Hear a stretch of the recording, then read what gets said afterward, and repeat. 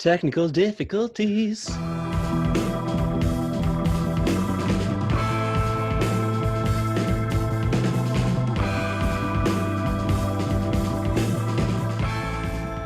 Again, we're only rusty from like 2 years now. Welcome back to the final podcast. We were smart to come up with that name because, like we said at the beginning, any episode could be the last. Yeah. So 2 years ago, it was the last episode. We just went on a very long hiatus, and we were brought back. It's a soft reboot. We were. It's really been 2 years. I feel like the last time we recorded was probably in October of 2018. Yeah. We recorded 2 episodes that we actually never released because things just got chaotic and messy. I mean, I feel like I haven't even known you for more than like a year and a half. I wish I had known you for that long. I know what you mean. You know? No, it's because, 2 years ago, I started working on sets and you got very busy working on sets. So both of our schedules were all fucky and it was hard to see each other in person. Yeah. Except now we don't need to see each other in person because everything is designed to be able to be done from home. And we never will. Nope.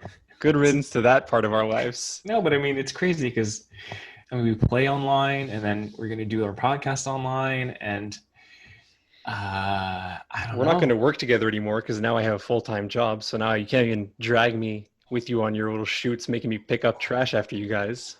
Fuck you. I'm going to hire you one day. And I'm going to say no. No, wait. What's the line? And I'll look down from the darkness and whisper, no. That's the Rorschach line, isn't it? So it's something like I guess that. so. I don't know. Some edgelord shit. Yeah, I don't remember that movie enough. I just remember that you're not locked in when... No, wait, what is it again? I'm not locked in with you. You're locked in here with me. Still the greatest line of all time, arguably. Pretty good. Yeah. Solid line. Yeah. Hey, it's been 2 years. There's a lot of things that we could talk about, but you at least had a good idea of like we could maybe at least start with like 3 maybe things that we think are interesting or that we would want people to know. So if somebody starts listening to us and goes, "Why would I listen to these 2 fucking idiots talk?" They at least get something worthwhile in the first like 5 to 10 minutes, newsworthy or interest-worthy at the very least. Shoot, I didn't do much of my homework because you didn't do any research. Well, I tried, but I mean, I was working. Your dog ate your homework. Yeah, I don't have a dog. I have 2 cats. Your cats ate your homework. Maybe they did. Who knows? You know. But there are certainly things that I would want to talk about. But you start, and I'm gonna try to remember. I know that there's so many things that I read in the past week that when I read was like, oh, that's interesting. But I'll let you go first. Well, I think the one thing that we can't avoid is the big coughing elephant in the room. Is obviously the pandemic and thank you, I wrote that in advance. Why am I laughing? Obviously, like we're in a post-pandemic or in pandemic. What's it's not very post-pandemic. What's not post or pre? What's like when you're during mid-pandemic? We're in a mid-pandemic world. I guess so. Yeah. And I think it would be interesting, at least from our perspective, to talk about what it's like working on sets and working in productions with what's been going on, because at least that's something that we have a sort of unique or somewhat unique perspective on. Yeah, that maybe not everybody that we know would be at least aware of.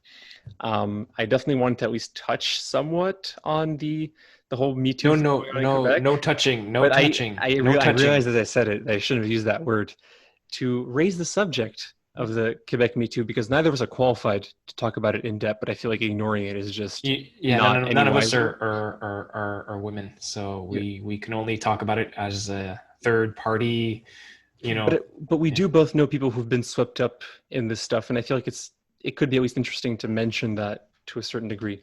And I also did want to talk about Ghost of Tsushima because it's good. It's real good, and I want to at least talk a little bit about it. But the first thing that I did want to mention is the article that I sent you.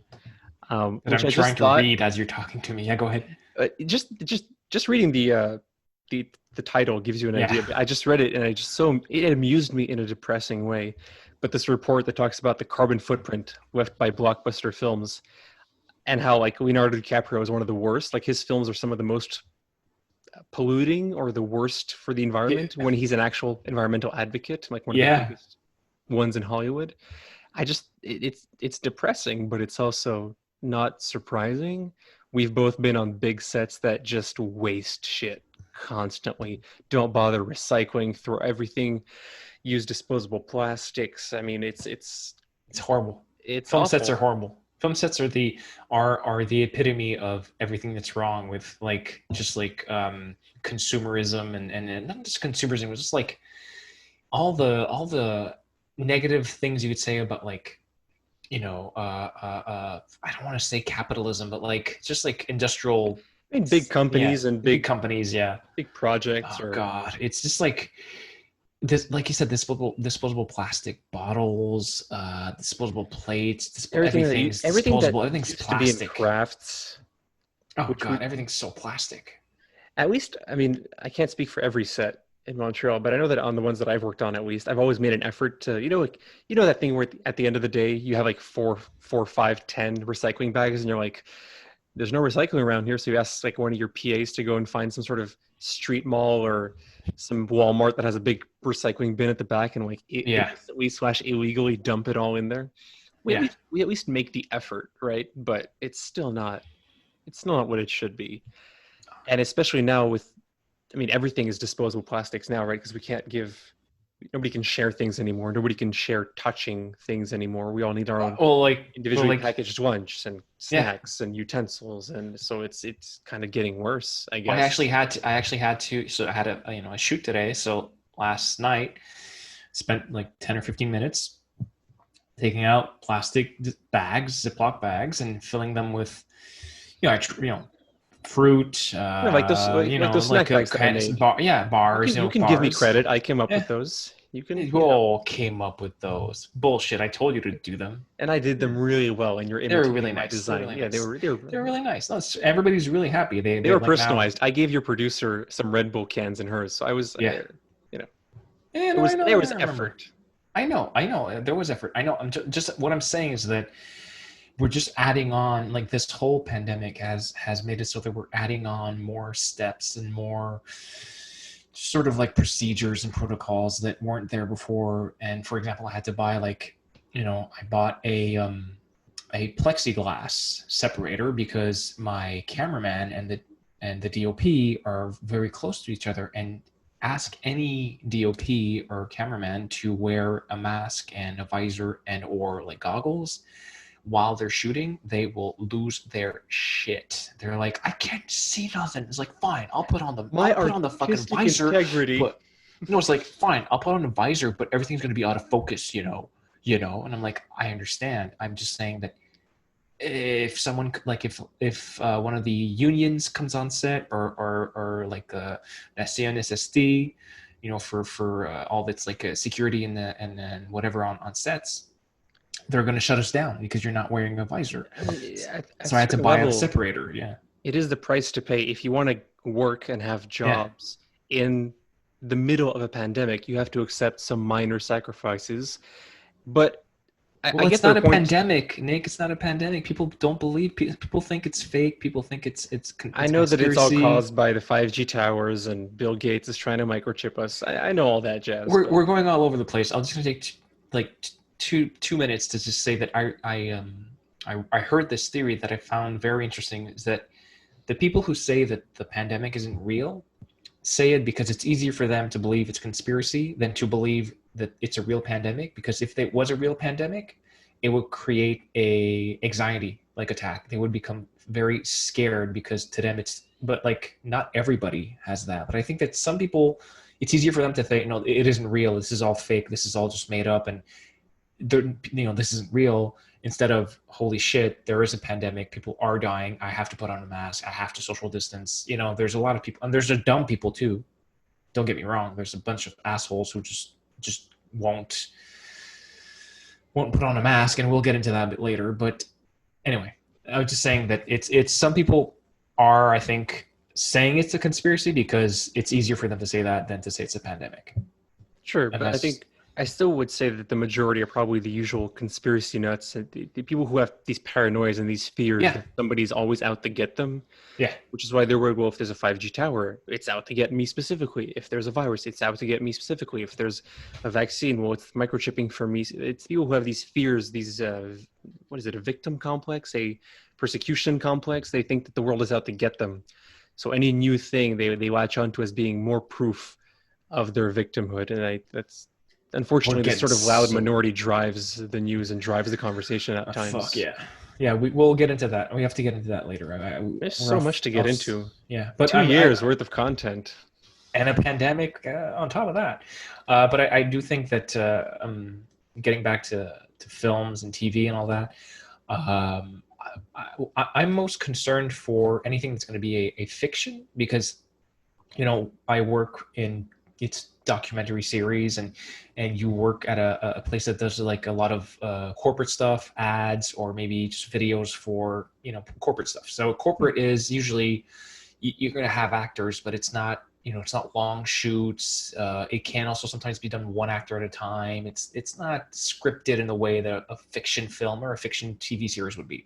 Absolutely. But now, like what I've heard, I don't know about what you've heard, but I've talked to a lot of different DOPs and directors and producers, and what they're saying is that either in Quebec, for example, one of the biggest TV series is Strict Trien, which is like a daily show. I think it's like every day there's a new episode, or every week there's a new episode, right? Well, they went and rewrote their season, so now this season, when it starts up again, will be COVID-19. So there will be the pandemic in the show. So they're going They to have a have reason to wear masks and have they have plexis and masks, visors, plexiglasses, and which visors makes and all perfect that. sense to But get rid of the sound. yeah, but it's a TV show. Well, yeah, we just go. You do ADR, but they're True, gonna lip reading. they're gonna yeah, exactly. You can just go like, who cares? I mean, it's like and then the guy does his lines in ADR. So they're gonna be able to they're gonna justify why they're plexiglasses, visors, and all that. You can do that in a show like that because it's a show that takes place in a police district. So it's sort of actual. It's just something that happens now. But if you're doing a show like, I don't know, Les Pays d'en Haut, which is a TV show that happens in the long time ago, and farmers and all that, where plexiglass didn't even exist, or visors or masks or whatever. So what are you going to do? You're going to have to if you want to shoot the show anyway, you're going to have, what they're saying is they're going to put a plexiglass sideways, so you don't you only see the thin part. You don't see, and you have two actors who are facing each other, and then they're going to do a plate of that, and then they're going to take out the plexiglass afterwards. So it's like they're going to erase it. But if you do that, you need to have a stable camera. Your camera can't be moving because that means you need to follow your plexiglass, rotoscope it, whatever, and then take it out, which costs more money in post-production, which Quebec budgets don't have.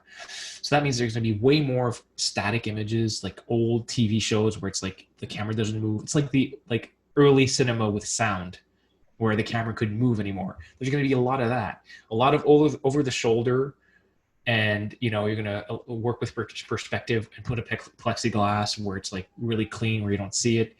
So there's going to be a lot of this, like everything's going to be slowed down, and TV shows are going to be weird. People are going to watch these shows and say, what's off about this? Well, what's off is that everything is constructed around the idea of like, how do we shoot in a safe way with, in a safe COVID way, which is 2 meters apart. If not, you put a plexiglass between them.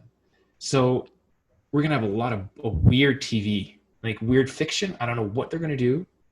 I'm very curious to see what they're going to be able to shoot. There are going to be TV shows that are going to be based around like post-apocalyptic stories, but there's a limit of like ideas or shows that you can do. I think that's part of the reason why the whole conversation about is COVID going to be the thing that finally kills movie theaters and the movie theater industry. I think that's sort of what's been bothering me so much about that conversation, is that it's such a tunnel vision perspective. It's so small scale. It's not just about theaters being killed. Everything about what you're going to see on screen and how it's delivered to you is going to change, because every single step involved is going to change and adjust, and that sort of creates a cascading or a snowball effect. I think that's because this whole idea of the theater dying has been around for a little bit now, and I just think that the whole COVID has just kind of cemented the fact that people are going to realize that they don't need to go to the theaters. Like I still I didn't go anymore. I only went like once every 2 to 3 months. In the summer, I would go more because of the big blockbusters, and yeah, I want to see them on a big screen. But now that, for example, I sent you a screen grab that I think it's a Universal. They want to reduce the time from when a movie premieres in theaters and when it's on video on demand from 90 days to 17 days. That's like not even 3 weeks. So that means that a movie like, which it's, I don't think Universal is distributing Tenet, but something like Tenet would come out, let's say in August, and then in September I could rent it on demand. Fuck yeah, I'll do that. Why go to the theaters? I I'm mean, just saying that it's changing. I think it's changed again. It's just changing not just the way movies are made, but also the way they're consumed, watched, I guess. I mean, the stuff about movies releasing sooner on home releases, that's the kind of stuff that is only good for the Yeah. consumer. So that's not as much of a negative impact for us from our perspective. Maybe it is for them because they don't have as much time to market their Blu-rays or to, I don't know, to advertise or to, create demand and create Well, I want. mean, look at something like I we spoke about it last time we played a video game. Old Guard, right? Old Guard is on Netflix, and honestly, it's pretty good. There's really good parts to it. The rest is very formulaic. It's very like it's got its beats, and you kind of just all right, it's going through the motions, and it's fine. I love Charlize Theron. I think she's great as an action star, action movie star, and I think that it's based on a comic book, and you can kind of feel that sometimes in the aesthetic, and they're really fun parts of the movie. Movie maybe costs, I don't know, I think something like 200 million or whatever, like a big budget, but let's say it costs 200 million. Well, a movie like that, if it was produced by Hollywood, and was designed to be in theaters, they would need to spend about a third of that budget for advertising. So 200 million, and a third is, let's say, I don't know, roughly 60 something or 70 million or whatever. Well, that money Netflix didn't have to spend because they just do like a few, ads or whatever, or trailers, and put it on social media and put it on their own Netflix, the app, and you're done. So that's why I'm saying that it's already been shifting towards video on demand. But if you can save that $60 million of advertising and just put it directly on video on demand, But they do have to that's consider it is not just money at the end of the day, right? You have to yeah. consider, I don't want to say the prestige of it, but that's kind of it, right? You get people like Scorsese saying, well, if it's not in theaters, if it's on Netflix, it's not a real film, or he calls like the Avengers movies or whatever that they're not films. There is still a level You of didn't say prestige. that. He did. He said something to that effect. There is a level of prestige associated with your movie being on a big screen in a movie theater that is not granted to a film that is streamed directly to somebody's home on demand that people are going to watch on their mobile phone on the plane or during a long Uber ride or whatever. There's a connotation there that they still want their movies on the big screen. And as much as, sure, I mean, COVID might ruin some movie theaters or might, bring them down or have them less revenue, but movie theaters have not been they've been a subpar experience for a while now. I mean, how many movie theaters have you been to where somebody's just on their phone with a bright ass old person screen the whole time through, just scrolling through their emails, and nobody's doing anything about it? That ruins a movie's experience far more for me than sitting at home and watching it on a screen where I have control of things. Yeah. Right? You have these sort of smaller movie theaters, like the Alamo Drafthouse in Austin, Mm-hmm. right? Is a bit more well known, where they create a more curated, a more catered experience, and they control it better. And there's no place for these sorts of phone people or these noise people or these trash people, because there's still a pleasure to being in the movie theater. There's still a fun time to be had when I don't think anything beats the feeling of all laughing together in a big crowd at a genuinely good joke in a Yeah. packed movie theater where everybody, like you and I saw The Quiet Place together in theaters.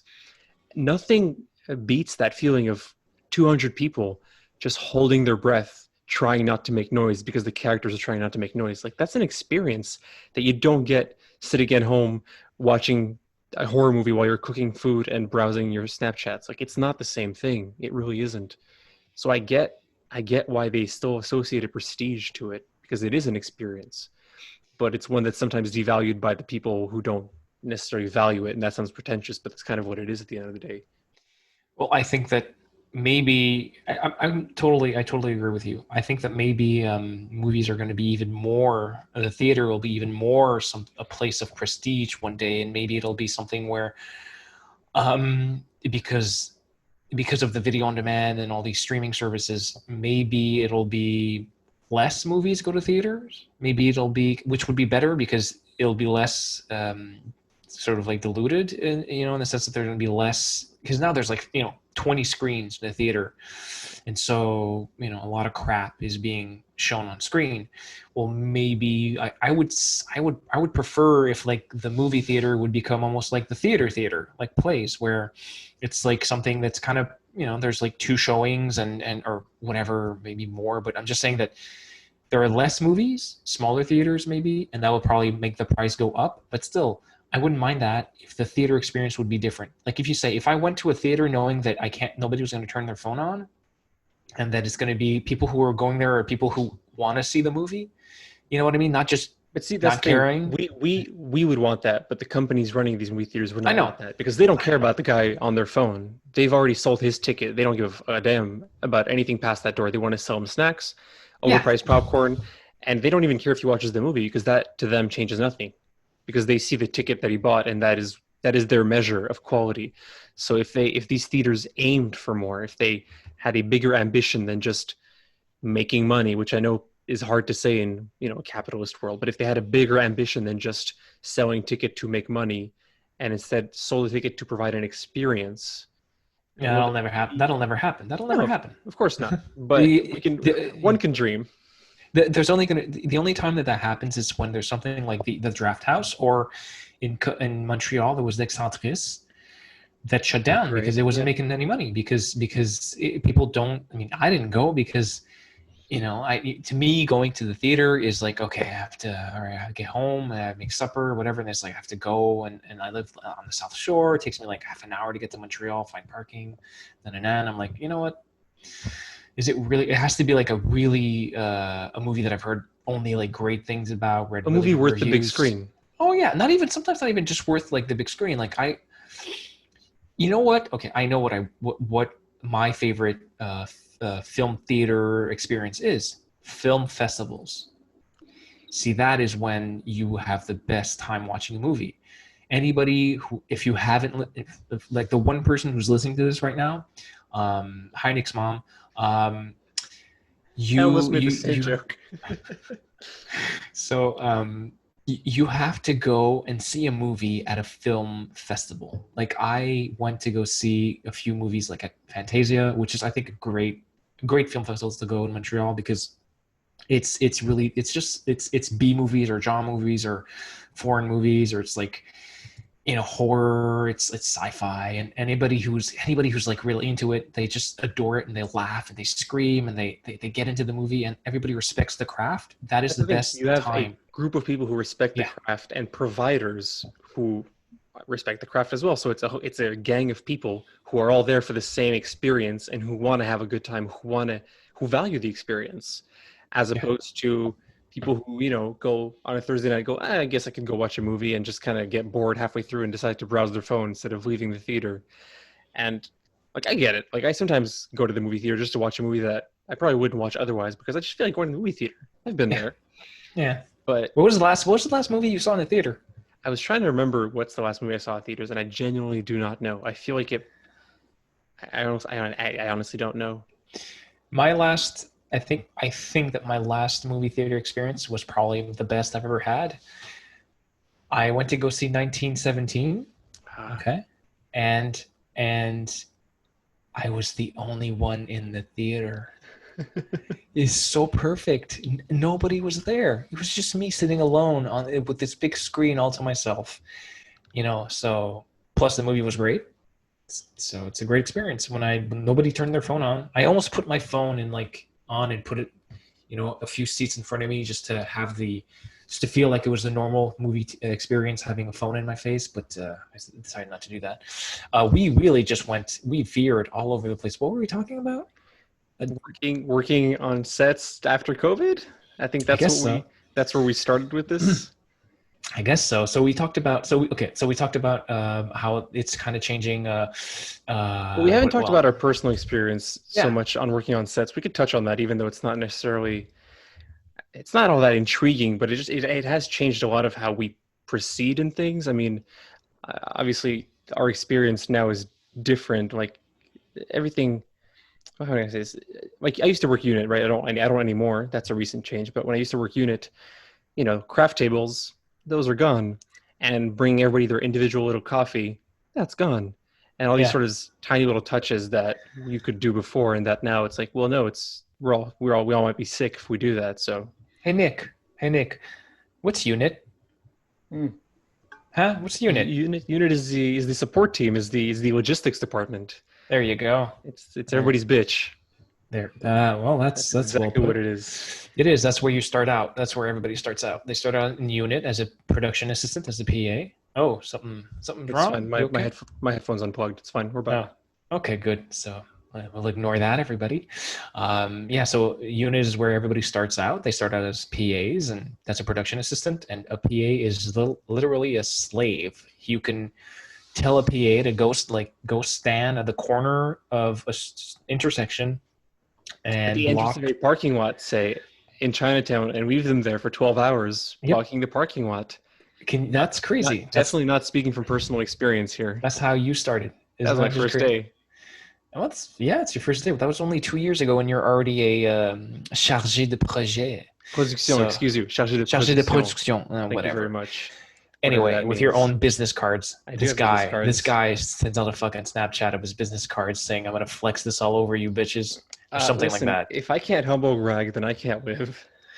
I remember I had business cards for my first job as a PA. They gave me business cards because I was basically the office PA. So I was sent out to do so many things that they gave me cards just in case someone needed to reach out. And I was like, I have cards as a PA? That's kind of a waste of money. Did it say production assistant or PA on it? I don't remember. Because if it was written PA, a lot of people would probably assume that means personal assistant. Because people do confuse us sometimes when I say like, "Oh yeah, I used to work as a PA on set." They're like, "Oh, personal assistant on set?" Like, there is that confusion sometimes. Yeah. So, to go back to personal experiences, I guess that to me, something that's changed a lot is that anybody who hasn't worked on a set and who wonders how it is, I'd have to say that one of the things that I love about a set is that everybody's kind of like a big family, especially if you work with the same people like a few weeks or even months sometimes. I mean, you spend like 10 to 12 hours with these people, and you get to know a lot about people, and they tell you so many things about their lives because you're with them for so long, for long periods of time. And there's really is this camaraderie. And what I wanted to say is that that's kind of like disappeared in a way, because now you can't touch anybody, you can't come close to anybody, you can't shake hands, you can't anything. So it's just like there's this weird thing where everything's kind of, I was going to say a word that I have so much trouble saying, compartmentalized. I fucked it up. Say it for me, Nick. Compartmentalize. Fuck it, I'm never going to be able to say that word that I have decided that I will never be able to say. Even if it's in front of me, written, I still have trouble saying it because there's like something in my mouth that won't fucking work. Anyway, everybody's has to work in their own bubble. So usually you'd have people come in and we all collaborate and just like exchange equipment and blah blah. And now it's very like, okay, you're the cameraman, you're the DOP. You guys don't touch anybody's equipment. Don't stand in areas where there's other teams working. If you're not needed on set, like every set is treated almost like a closed set now. Yeah, it's literally only the people who need to be there.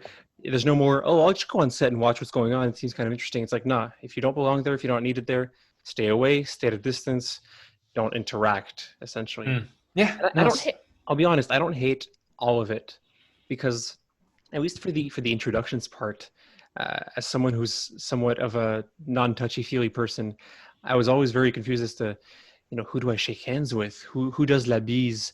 And like some women will shake hands and some will do la bise, and like some men want to props you or shake your hand, and it's like this dilemma of never knowing what kind of person is this going to be. Like that split-second decision of like, what do I do?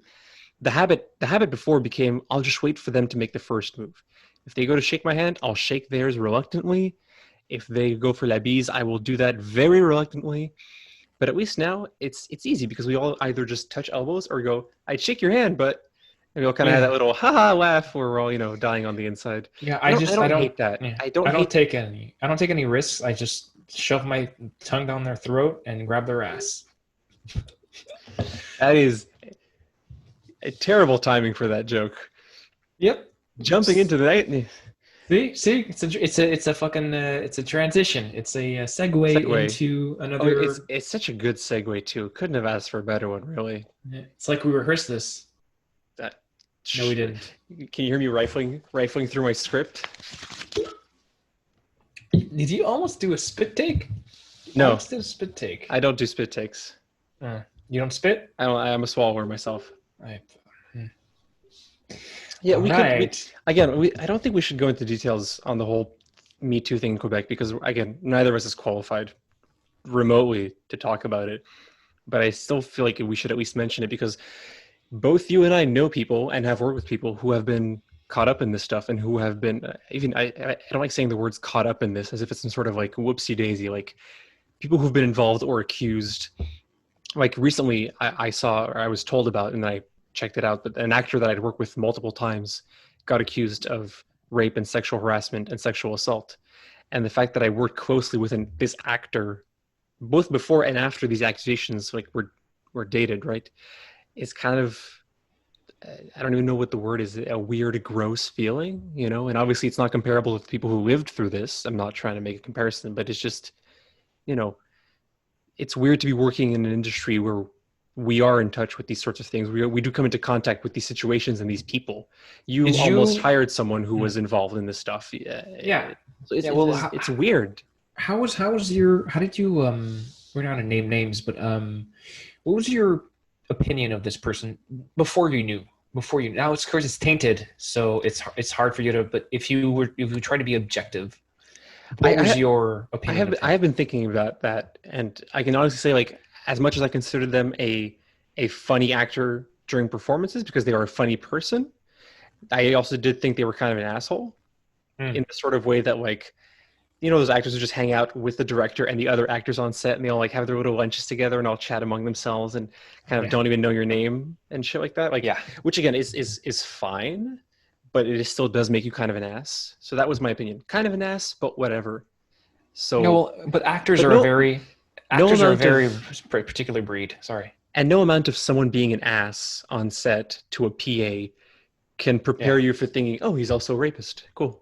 Like, no, cool beans. Cool. Yeah, like, no, that connection is not naturally made. So I don't think you can be prepared for that. And not like that I was like living an emotional experience, like, oh my God, I can't believe he was like, I'm not emotionally invested in this person. And did you ever think, like, why not me? Jesus, no. But see, it's still, that's why I come back to the word weird. It's weird because I'm not sure how to define it, how to place a finger on it, how to specifically describe the experience of going, oh, I work with somebody accused of, rape and sexual assault. Cool.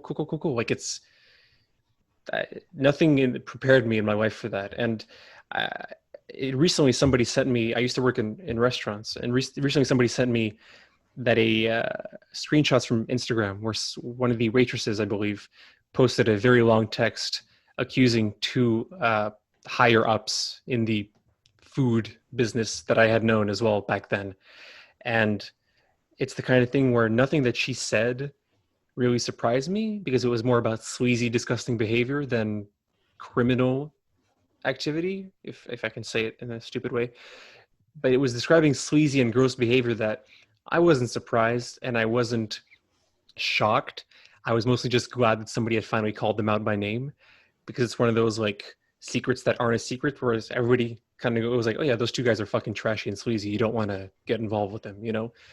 So it's even hitting another industry that I used to work in that I'm no longer a part of, but I still sort of get not the feedback, but the Well, repercussions or the I think tremors. that what you're saying there makes me think of two things that are both related, I guess, in the sense that Harvey Weinstein, and then there's another one in Quebec who both these people who were accused of sexual harassment, and both of them, when it came out, you heard people saying, "Oh yeah, well he did this to me," and then, "Oh, he did this to me," and you realize It that snowballed.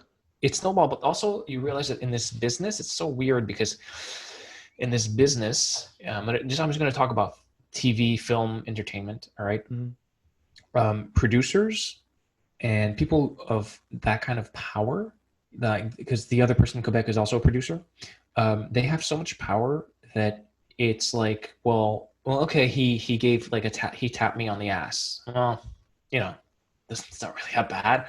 Oh, it kind of grabbed my ass, but he was joking. He was saying that, I have a nice, I have a nice butt or whatever.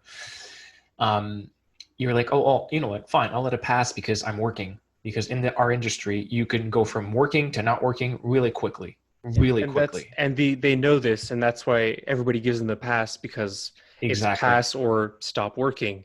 And Yeah. they enjoy these people are fundamentally abusers, right? They enjoy Yeah. this power, they enjoy this ability they have to just slide everything under a big fat rug where nothing matters.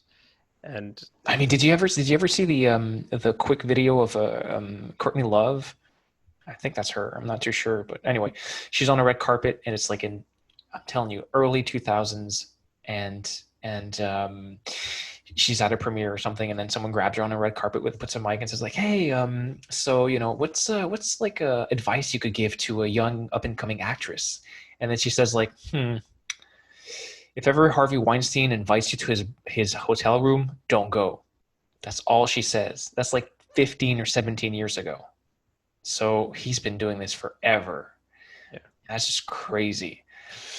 So yeah, I think that, I guess another sort of segue, or it's related, is I think the whole fact that now social media has become judge, jury, and executioner. I told you about this, right? we It's talked about this a how, few days ago. Yeah, yeah, and I think that it's fine for some people to voice their opinions, and but like accusations nowadays become truth, like become fact before any fact checking, in the sense that, again, this is the best example I could come up with. If someone, like, I'm not famous, nobody gives a shit, but if I go out, let's say, and write on Twitter that this person is a pedophile, okay, there's a good chance it's going to be, nobody's going to notice. But like, you can easily, snowball it, like a snowball effect, where you say someone is an abuser or sexual harassment, whatever, and if you get enough people talking about it, they will think it's true, and then all of a sudden, this person, there's no proof, will be seen as, in the public eye, as an abuser. And like, I'm not saying that it's all lies, because when 9 women say that you sexually abuse them, um, that's like, I don't need that much proof. And even if one says it, I'll probably believe her, because I wasn't there, and it's just like not for me to judge. I'm just saying that these people are being, Marie-Pierre Morin, what's going on with her? It took a week, and then all of a sudden she lost all her shows, all her sponsors, persona non everything. grata She's immediately. fucking like, she is public enemy number one. And I'm thinking, yeah, okay, well, but did she fucking like run her over with her car? Like, can I think part of she? that is that we're in a sort of transitory period between things being exposed that were not previously exposed and educating a new generation to avoid these kind of things happening ever again. So because we're between these sort of 2 points, that's why stuff like this happens. When an accusation shows up online, you want to believe it because statistically, it's probably true. Yeah. And I'm going to say person because most of the time it's women, but it is sometimes men. But the person exposing themselves, saying, "Hey, look, this happened to me." They don't they don't win from this. They're putting themselves out to the public. They are admitting something that can be to them shameful or scary or whatever. They're putting themselves out to the world. It's a sort of high risk, low reward kind of thing where it's like, sure, you might create a snowball effect and get this person to go to prison or to lose their job or whatever. You might also just get lambasted online and lose your job or lose your reputation or worse things than that. So they take a risk. So you kind of want to believe, right? And because you want to believe, some people also take advantage of that, whether because they are vindictive, because they want attention, because they just enjoy lying. Recently, I think Justin Bieber was accused of, I think it was harassment or sexual assault by women who clearly had no proof. It was clearly like for attention or for whatever. And it was like, I think he's now suing them for libel or slander, whichever. So it does happen that there are false accusations. They are rare. They are the minority, but they do happen. And so some people take advantage of this sort of newfound trust where we say, well, believe women, right? Which you should believe women. But there is a sort of entre deux where we're on such so I thin know we're on ice. such thin ice. It's so hard to say these things without sounding like we're defending or Never in a which is million year not which is not the point. defend. It really is just I think the point to me the point that I was trying to make is that it's so fast, because it's just you read it online, and then like I said, Marie-Pierre Morin, she lost everything. She built a career, and she lost it. And if you do what she did, I understand sponsors and networks don't want to be associated with her anymore. What I'm saying is that it took so little time. So it's just crazy how, and then we forget about it and we move on to the next. And it's just that with social media, it's just there's no time for there to be like almost a debate, Did it really happen? What happened? What really happened? What did she say? What did she do? It's like, well, either you believe her or not, and if you don't believe her, then you're on thin ice. I It's think just a great getting. example. A great example of that is what's happening with Johnny Depp and Amber Heard. There Because you that's go. Yeah. exactly it, is the woman accusing the man of something, everybody immediately rallying to her side and denouncing him and hating on him. And even I at the time was like, oh my God, can you believe this? Johnny Depp was like this. I can't watch his movies anymore and all that. Yeah. And then it comes out that she was abusive against him and made up a lot of shit against him. And then the more you read into it, the more you realize that they just have a fucked up relationship where they're both kind of bad to each other. And it's at this point, it becomes hard to tell not who's the bad guy, but we always want to have a bad guy in every story, right? So it's hard for us to point a finger and go, well, it was more this person's fault than this person's fault. And the fact that it is on social media, that it spreads so quickly, it does sort of lose this ability for not just debate, but for thought process. You see an article and you immediately go, you make a judgment, a snap judgment right away. Yeah. Because that's our instinct now. We just read article titles instead of reading articles, and that's it. Our mind is made up. Our opinion on something is made up. Even I have, like, I pop up my phone, I go on The Guardian or I go on anything, and then I scroll and I find an interesting article. And of course, why do I think it's interesting? Because it's a topic that I like, but also sometimes the title, So you open the article, and honestly, I can say that I rarely get through a whole article. Sometimes I will read the first half and then skim the part and then read the last part. To be fair, there's a lot of pseudo-journalism that's poorly written as well. Yeah.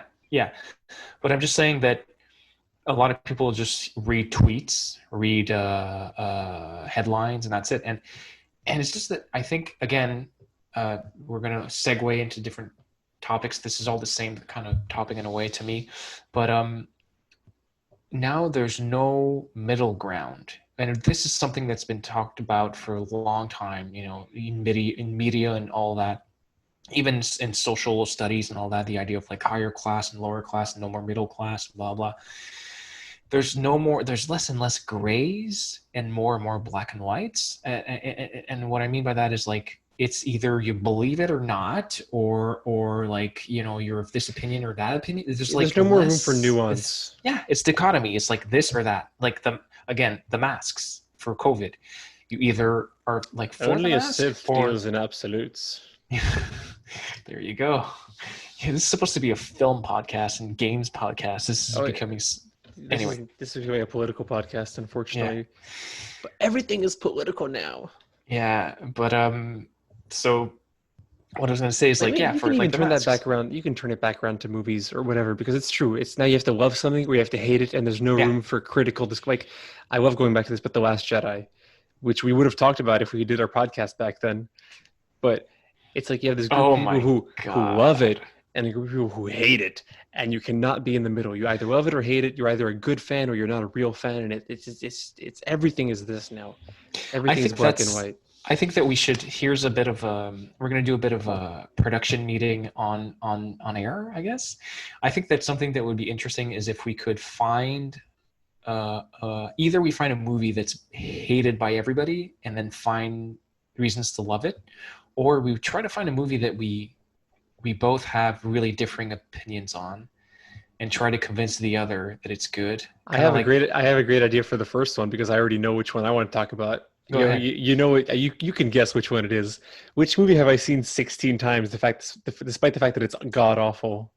16 times it's god awful. Oh man, there's so many. Is it a Star Wars movie? No, No, it is it's one of the big. It is one of the big pop culture ones. I literally never shut up about it. But holy we don't see each other in shit. person as much anymore. I I love Batman v Superman: Dawn of Justice. It is a oh no, rotting, yeah, burning yeah, yeah. trash bag of a movie, but Okay, yeah. I deeply love that movie. I would love to Okay. dissect it.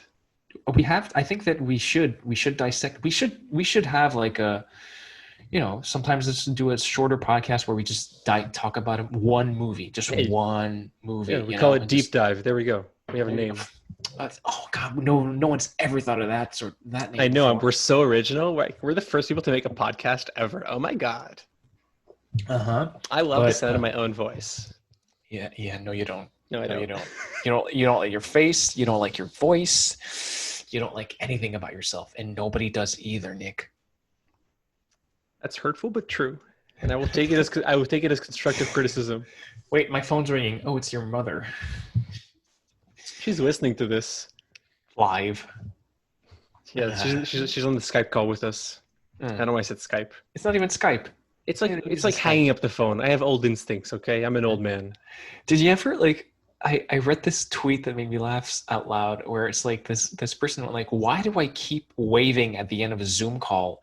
I never wave when I finish a fucking conference, like in person. I don't wave. Like, why do we wave?" And you're like, "Well, I don't know." We wait for the same reason why we say bye, and then wait for the other person to say bye, and then wait to see if they're going to say something else before hanging up. It's the same thing. It's like, oh, bye. And then we do this, like waving our hands until we're brave enough to do end call and then struggle to find the button. And then we'll look like this at the end of a phone call. It's all the same thing. It's just humans being awkward and not enjoying being put on the spot. Hey! Shout out to my cab driver today named Gaetan, who's like 70. I don't know what, probably close to 80. Who like I hopped into the cab, literally just hopped into the cab. He asked me where I live, gave my address, start rolling.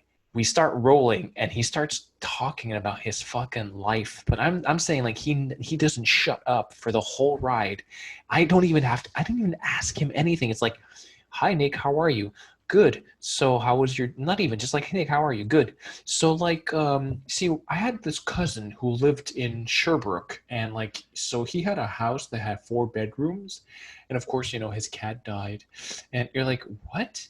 And that's what he did for like the whole cab ride. He was like the reverse Uber driver who doesn't say a word. He was like the opposite. He's like the yin to the yang of that. That's almost okay because he doesn't demand input or participation. You can just let him talk and go, oh, really? Oh, Okay, definitely. Oh yeah. And he was like, I fucking found out like about all this family who died, who had money, who didn't, what they did as kids. I was like, I That just said man was you hello. from the future and he was trying to warn you.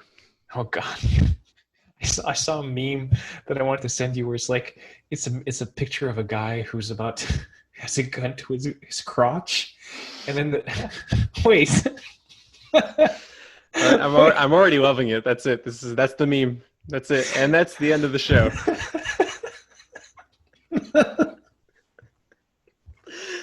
So the man has a gun to his crotch, and the text says, time traveler says, "Yeah, I need to tell you, you're the father of a famous TikToker." I don't even want to get into TikTok. That's one of those old man things where it's like I'm too old now to understand what it is, how it works, what it's for. All I know is that the Chinese government owns it and they're using it to spy on us. That is all I need to know about it. I told my girlfriend that, and she said, "I don't care." And there's part of me that says like, Because you're to be right. fair, they're not spying on you or me. They're spying on some diplomats' kids who love using it in their diplomatic home to show off their Yeah. security cameras. Like they're not using that on us. Yeah, but I mean, I have a Google account, all right? I personally said yes to them just knowing everything about what I do. Like Sure, anything I but what yeah. you get more targeted ads? Big deal. I would love it if Bill Gates just tweeted, "None of you are worth microchipping." I Yeah. would just like people, these paranoid people who think, "Oh, the government and Google, they're all listening to me." Like, so what? What are they going to hear? Yeah. Are you discussing national secrets? Are you? They're gonna hear us masturbating. That's what they're gonna hear. That's all That's they're gonna fine. hear. That's my kink. I'm okay There with you it. go. There you go. This is It's a fine. family-friendly podcast. Oh yes, it is. I've only said fuck like 5 times. It's fine. This is going straight to Disney Plus, so That in my ass. they're gonna blur it though. They're gonna lengthen your hair to hide your ass crack, like they did in that one movie. What's that movie? You like Splash. Splash? Yeah. Splash. You ever seen that movie? You weren't even born when that came out. Me, Of course, probably, I I haven't was seen it. born. Yeah. I have seen the CG shot of her hair though. Yeah. You It's seen that? horrible. It's It's awful. horrible. It's It horrible. looks like alien hair. It's terrible. I mean, do you like shout out to another great podcast, or actually more like YouTube channel, Corridor Crew? Yeah, I love Quarter Crew. Man, they are amazing. I would like for them to just talk, like take 5 minutes to talk about that horrible, horrible hair. They did. They did an episode on it. Well, not a full Really? episode, but they in one of their bad CGI episodes, they talk about that hair. Okay, they probably. That's how I know about it. I must have seen it. I must have seen it then They because do I they do a saw. breakdown. It's fantastic. Okay, I love their CGI breakdown, but I also love their stuntman. Anything they do is Stuntman, really good. Yeah, stuntman Their react. content, Yeah, I don't watch their creative stuff because it's not my jam, but their technical breakdowns, I enjoy those a yeah, lot. yeah, because they're very informative. They're very they take time to explain And each step. they're very of- enthusiastic. You can tell that they're very passionate about their craft, that they love what they're Yeah. doing. I'm gonna do a terrible segue and go wildly off subject on a more positive note because I did want to talk a little bit about Ghost of Tsushima. I don't know how long we've been talking, but it has been a while. There you go. So I have a little bit of time to talk about Ghost of Tsushima because I really wanted to. Yeah, You haven't played it yet. I probably never will. Probably never will. You should, or you should at least like watch some of it.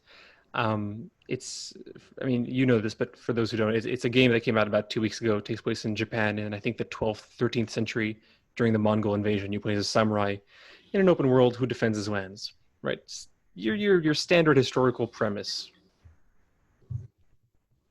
But something that I've noticed and that I've really enjoyed is I'm going to call it the de-gamification of systems in that game, because you're going to understand what I'm talking about. Remember the first time you booted up The Division and your character shows up in the world and you start running around and you get sensory overload from the 45 goddamn UI elements that are just attacking you with, pick this up, you have this much ammo, this is your backpack inventory, this is your health, this is your stamina, this is your mini map, press this, press that, press, like your screen is overflowing with garbage, shitty UI feedback that you don't need. And a recent game that I played of more like the open world variety, which was like that, was Assassin's Creed Odyssey. Games like this, I don't know why, but they are obsessed with reminding you that you are playing a video game. It's like, hey, were you having too much fun there? Were you getting a bit too immersed? No. Here's an XP thing. Here's a prison discovered UI. Here's a health UI. Here's a level up UI. Oh, is there a skill point you haven't spent? Enjoy this notification in the corner of your screen that never leaves until you spend that skill point. And I find it upsetting when these games just spend so much time building these beautiful worlds and then saying, pay attention to the crappy UI. Don't forget you're in a game. And like, sure, you can turn off your mini map or your compass.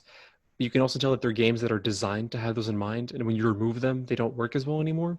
I tried playing Days Gone without the mini map, but a lot of spontaneous events show up on the mini map. And if they don't show up there, you might not even know that they exist. So you skip out on game content because you're trying to have a more immersive experience, which is the opposite of what should be happening. And so what I love about Ghost of Tsushima is that it de-gamifies a lot of stuff. The UI is almost always empty. You will sometimes have your story, your distance indicator, your mission indicator in the corner, very, unintrusive. Bottom left, you have your stamina and your health, and it only shows up when you're in a fight. And other than that, it's a clean, beautiful UI. Instead of markers guiding you where you need to go, it's the wind Yeah, I heard in the about that. world. Yeah. You swipe up on your touchpad and the wind will guide you. And even when you don't swipe it, the wind is always, there's always wind in the game. So whenever I get lost, I'm like, where am I going again? I look at where the particles, where the leaves, where the petals, where the flies are buzzing towards. And I go, oh, I should be going in that direction. And at first it was unintuitive and felt weird, but I quickly got used to it and just started following the world's hints. When you're close to an interesting location, a bird or a fox will show up and will guide you there. Instead of being like, hey, you are in an interesting zone, have a look around. Instead of if one more fucking game gives me a prompt to interact with something, I'm gonna burst a goddamn blood vessel. In Tsushima, it's pick up, it's respect the dead, it's sit down, it's speak to peasant. It's all these things that you can see the character thinking to himself like, oh, I'm going to sit, I'm going to rest, I'm going to take bath. It's these diegetic prompts that are not just interact or press B to game. You know what I mean? Yeah. I Spends know a exactly. lot of time, like when you have a technique, what they call, and even in their language, they are technique points, not skill points, because you're developing your samurai technique. They are not quests. They're more like encounters, or they're tales. It spends a lot of time de-gamifying systems and creating diegetic language that feels more immersive. It's all in the little touches, and it just makes for a more, honestly, just a more fun experience because you're not spending your whole time thinking, gosh, it's reminding me that I'm playing a video game all the time. Instead, you're like, oh, cool, I have this world that I can explore, and Yeah. I can just feel the beauty. Like you've seen this, you've seen what it looks You like. know, it looks amazing, You and know that it's a yeah, gorgeous game. yeah. I I know. was I've watched a lot of not playthroughs, but like reviews and stuff like that, and everybody's always like, "Oh, it's so gorgeous, it's so beautiful." And I saw the whole wind thing, and Mhm. it looks great. I remember like I haven't played that, but I remember the first time I was surprised or really like something impressed me in a game like that was Dead Space, because in Dead Space there's no UI because your health bar is on your suit. So I remember thinking, "Oh my god, that is such a great idea because I have all the information I need. I don't need anything else. If I want to see, like, of course, when you aim your gun, I think it tells you how much ammo is left or whatever. But once you stop aiming, everything is the screen is just the game.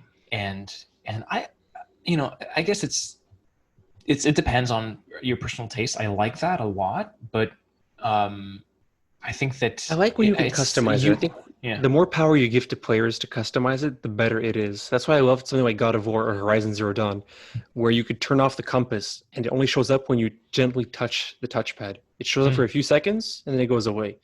So you have like that sort of in between where you can choose when things show up. I think more games should have, like, you haven't played The Last of Us, but the amount of accessibility options in The Last of Us was honestly astounding to me.